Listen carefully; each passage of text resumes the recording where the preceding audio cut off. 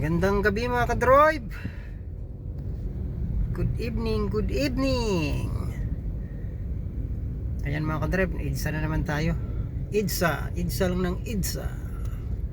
So EDSA Mandaluyong tayo mga ka-drive.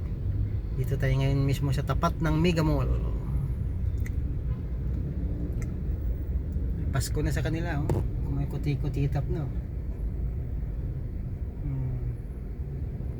Pasko na sa Mega Mall. Yan. Paskong kuti-tap.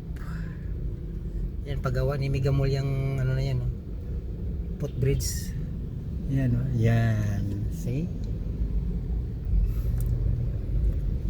Pinagawa ni SM yan para magkaroon siya ng pabor sa kanila, sa tao.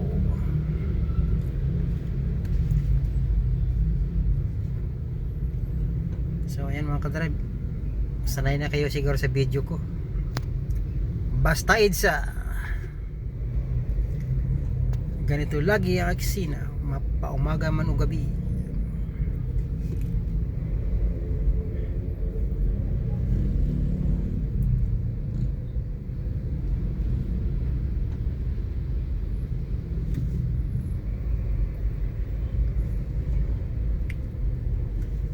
Grabe, no?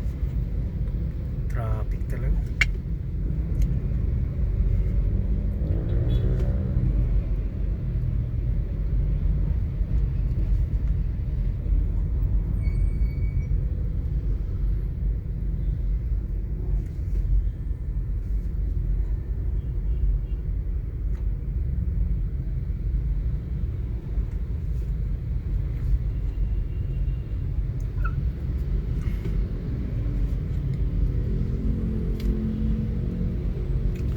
Traffic na walang pagbabago mula noon hanggang ngayon.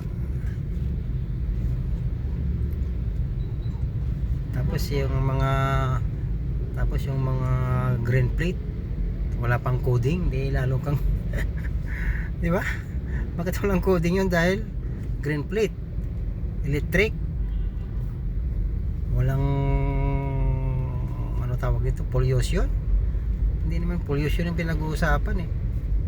Traffic, hindi naman pollution yung nagbibigay ng traffic, kundi ang dami ng sasakyan.